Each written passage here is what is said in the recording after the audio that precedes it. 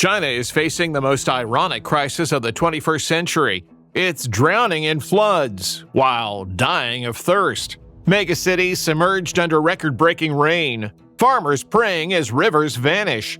And the country that tried to conquer nature with dams, canals, and steel is now being destroyed by that very element it thought it had mastered. They built an empire to control water. But this time, water's in control. China has more dams than any other country on Earth. It commands rivers, diverts entire provinces, and builds at a scale no other nation can match. And yet, entire regions flood every summer, while others scrape the last drops from collapsing aquifers. That's the terrifying paradox at the heart of this story. And it's not a warning about the future, it's already happening. Let's break down how China, one of the most powerful nations in the world, is slowly being undone by its greatest weakness. And it started with water taking back what was stolen.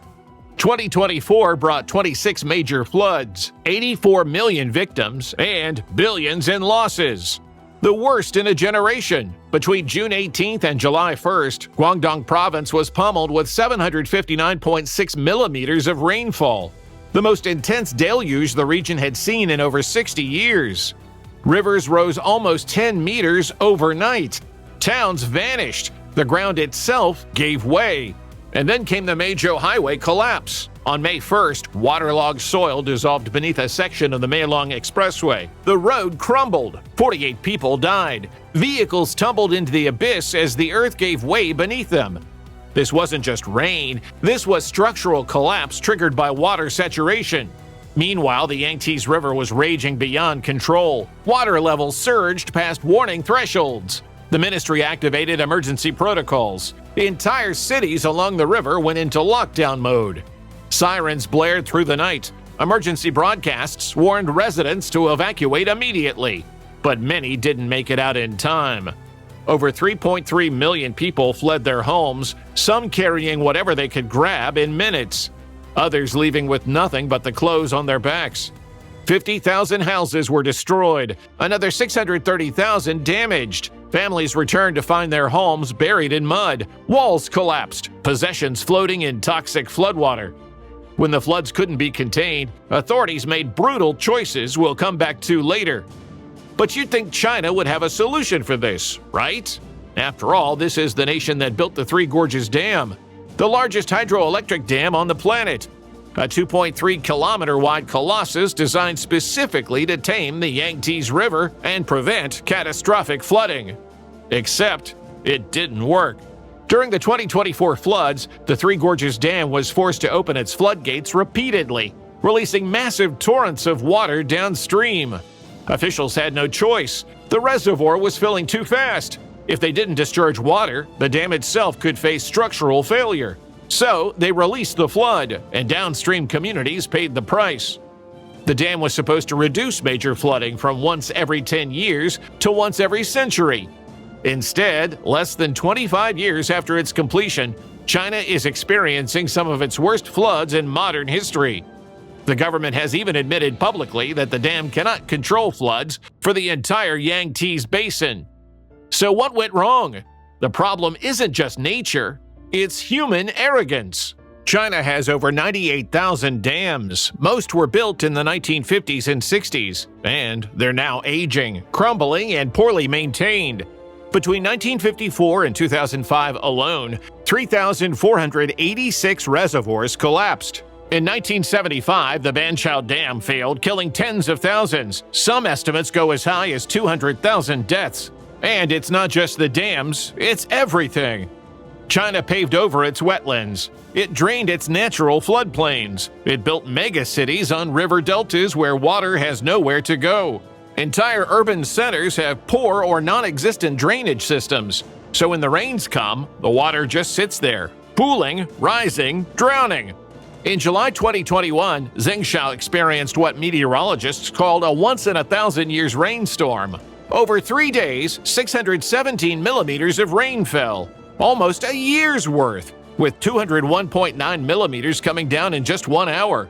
The city's subway system flooded within minutes. Over 500 passengers were trapped inside Line 5 trains as water poured through ventilation shafts and breached retaining walls at a nearby rail yard. The water rose fast, ankle deep, then waist high, then chest deep. Passengers posted desperate videos on social media. In the footage, you can see people packed into subway cars, water up to their necks, struggling to breathe as oxygen ran out. Some screamed for help. Others stood in eerie silence, holding their phones above the waterline, documenting what they thought might be their final moments. Rescuers couldn't reach them for over 4 hours. The streets above were rivers. Emergency vehicles were stranded. By the time they cut through the roof of the train to pull survivors out, 14 people had drowned. And a subway built to showcase China's technological prowess in tunnels designed to withstand a 200-year storm. But this was a once-in-a-thousand-year storm, and the infrastructure wasn't ready. China tried to conquer water with concrete and steel, but water doesn't care about engineering. It finds every weakness, every crack, every miscalculation. And in 2024, it found them all. Now, here's the irony that should make your jaw drop. China actually had a solution. A revolutionary urban planning concept called sponge cities, launched back in 2015 specifically to prevent these disasters. The idea was brilliant on paper. Instead of channeling water away from pipes and concrete, these cities would absorb it like a sponge. Green roofs, permeable pavements, wetland parks, rain gardens, nature-based infrastructure designed to soak up rainfall and release it slowly. By 2030, China planned to have 80% of its urban areas meeting sponge city standards. Over 130 cities drew up transformation plans. The government invested billions. International experts praised the vision. Meichao in Guangdong Province designated a sponge city. And in June 2024, Meichao experienced some of the summer's worst flooding. One town recorded 367 millimeters of rain in a single day. And the sponge infrastructure completely collapsed under the deluge. Turns out, sponge cities can handle moderate rainfall, maybe even heavy storms. But when you get hit with once-in-a-century downpours, the kind that climate change is making routine, the green infrastructure simply can't cope. Experts now admit that sponge city designs struggle with anything over 200 millimeters of rainfall per day. Beyond that threshold, you still need the old-fashioned hard engineering: dams, embankments, massive drainage systems. So, China built eco-cities that were supposed to work with nature, and nature overwhelmed them anyway. The sponge cities didn't fail because the concept was bad. They failed because climate change is making rainfall extremes more violent than anyone predicted when these systems were designed. China tried to adapt, but the crisis is evolving faster than the solutions. And when southern China was drowning under record rainfall, another catastrophe was already unfolding in the north, one that could end civilization itself. China wasn't just fighting too much water, it was running out of it. In northern China, rivers had turned to dust. This isn't a temporary dry spell.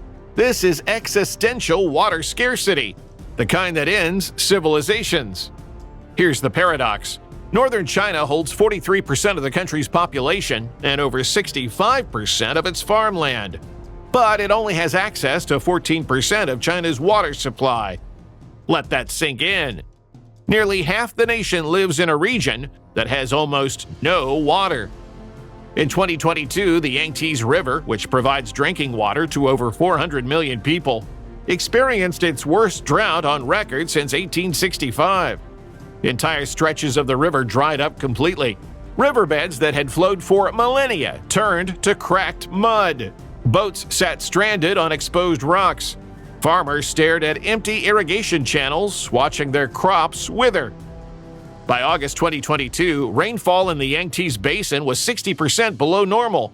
The river fell to historically low levels, and the impacts cascaded across every sector of society. Sichuan Province, which relies on hydropower for 80% of its electricity, went dark. Reservoirs that once fed massive turbines dropped to half their normal levels. Power generation collapsed. Factories shut down. Whole cities dimmed to save power. For millions, night fell early. Major companies, Toyota, Foxconn, Tesla, suspended operations. Even streetlights were cut. Over 2.46 million people were affected. Around 780,000 had to rely on emergency government water deliveries. Trucks rolled into villages carrying tanks of water. The only thing standing between survival and catastrophe. Farmers watched helplessly as rice paddies turned brown. Corn stalks withered in fields that had produced harvests for generations. Elderly villagers who had lived through famines spoke of the fear returning, the uncertainty of not knowing where the next drink would come from. In cities, residents were told to limit showers to 3 minutes. Fountains went dry. Public parks turned to dust. And this wasn't an isolated event. It lasted for months. By late August, the Chinese government warned that the drought could extend well into September, threatening the autumn harvest. The economic toll reached billions of yuan. Agricultural output plummeted. Wildfires broke out across bone-dry hillsides in Chongqing. But the real nightmare is happening underground. Northern China has been overpumping its aquifers for decades. In Hebei province, which surrounds Beijing, the deep aquifer drops by about 3 meters every single year. Wells that used to hit water at 50 meters now have to drill to 200 meters or deeper. Many have simply run dry. The Yellow River, which once nourished entire dynasties, barely reaches the sea anymore. Between 1985 and 2000, it literally ran dry every year for part of the season, drained by agriculture and industry before it could complete its natural flow. Hebei province has lost 969 out of its 1,052 lakes. Let that number haunt you. Nearly every lake gone. The land itself is collapsing. Over-extraction of groundwater has caused massive subsidence in northern cities. The ground is literally sinking as the water beneath it disappears. And climate change is making it worse. A 2025 study found that Tibet's spring temperatures are the warmest they've been in over 40 years. That warmth disrupts monsoon patterns, creating wild extremes, devastating floods in the south, crippling droughts in the north. Water scarcity now costs China an estimated $35 billion per year in direct economic losses. That's more than twice the cost of flooding. So Beijing did what it always does when nature disobeys. It built something bigger. Enter the most ambitious water project ever attempted. A plan to move rivers. The South to North Water Diversion Project was supposed to fix everything. This isn't just a pipeline, it's a monumental network of canals, tunnels, and pumping stations designed to transfer water from the water-rich Yangtze River Basin in the south to the parched cities and farmlands of the north. The scale is almost incomprehensible. $60 billion, 200,000 displaced. Canals so vast, they're visible from space. It aims to move 21 billion cubic meters of water annually by 2030, and potentially double that in the future. On paper, it's a miracle. In practice, it's a band-aid on a hemorrhaging wound. The problem is simple. Even with this massive diversion, it's still not enough. Water demand in the north continues to outpace supply. Beijing is already planning additional diversions, this time directly from the Three Gorges Dam reservoir just to keep up. And the costs keep mounting. Water is lost during transit through aging infrastructure. Canals leak. Evaporation takes its toll. Environmental damage in the donor regions is severe. Southern ecosystems that depend on consistent water flow are now under stress. Meanwhile, the fundamental issue remains unaddressed. China is using water faster than nature can replenish it.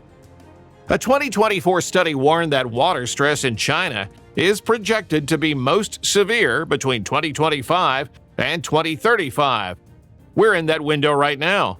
Northern river basins will continue to experience acute water scarcity, and even with all the engineering, all the mega projects, all the forced relocations, it may not be enough. Why? Because even rivers can't escape gravity. And while the north ran dry, the south began to drown in poison. The floods and droughts were just symptoms. The real killer is invisible. More than 70% of China's rivers are contaminated. Decades of breakneck industrialization, lax environmental enforcement, and agricultural runoff have turned vast stretches of China's water supply into toxic sludge. In 2024, China's Ministry of Ecology and Environment reported that 90.4% of surface water met good quality standards, the first time the country passed the 90% threshold. Officials boast of progress, but the other 10%? Toxic enough to kill a city. In a country of 1.4 billion people, 10% is a catastrophe. More than 60% of China's groundwater, the water beneath cities and farmland, is classified as unfit for human consumption. Not just undrinkable, unsafe even for irrigation or industrial use. Approximately 700 million people in China consume water contaminated with dangerous levels of pollutants. That's half the population drinking slow death every day. The sources of contamination are everywhere. Industrial wastewater dumped directly into rivers, sometimes in the dead of night to avoid inspectors. Untreated sewage flowing into lakes from cities that grew faster than their treatment infrastructure. Agricultural fertilizers and pesticides washing into groundwater with every rain. Heavy metals like lead, mercury, and cadmium leaching into drinking supplies from abandoned mines and factories. In some factories, workers have reported seeing discharge pipes that only operate at night, emptying chemical waste directly into nearby streams. Local officials turn a blind eye. Economic growth trumps environmental enforcement. One chemical plant, one village downstream dying of cancer.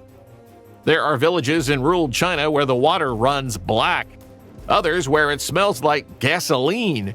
In some regions near factories, the rivers turn red or bright green depending on what dyes the textile plants are using that week. In one county in Anhui Province, locals call a particular stretch of river Cancer Creek because 7 out of 10 families along its banks have lost someone to cancer. Children are born with deformities. Tumors cluster in villages downstream from chemical plants. Life expectancy in these areas can be 10 to 15 years shorter than the national average.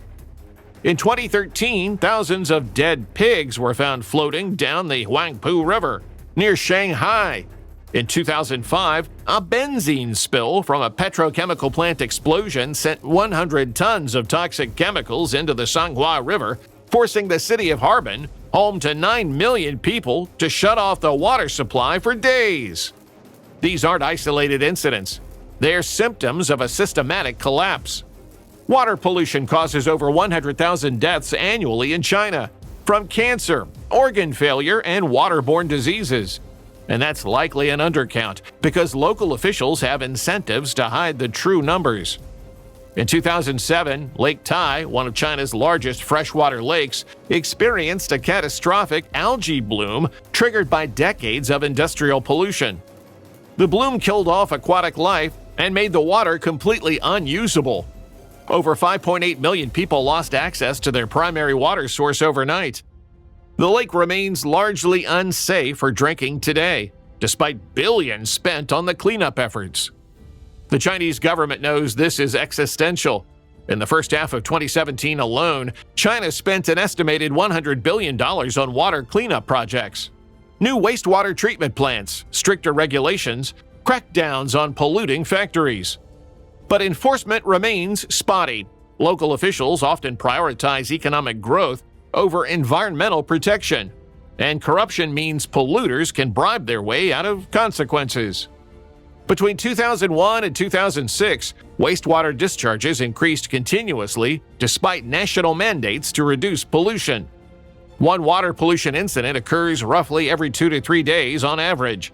And when water runs out or turns toxic, Beijing does what it always does. It picks who survives. The cities get the water, the villages get the flood. In 2020, when floodwaters threatened major urban centers in Anhui Province, authorities made a decision. They blew up levees and dams in rural areas to redirect the water away from the cities. Entire villages were submerged. Farmland was destroyed. Tens of thousands of people lost everything.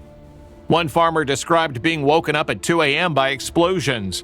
By the time he ran outside, the water was already rising. His fields, his family's livelihood, were gone. And this, he said, happened every year. In China's calculus, a drowned village is cheaper than a flooded city. But it's not just about floods. Beijing once diverted an entire river, the Zhuma River, to supply water to a petrochemical plant. Downstream, 120,000 villagers were left staring at a dry riverbed. Their irrigation source, used for generations, simply vanished overnight.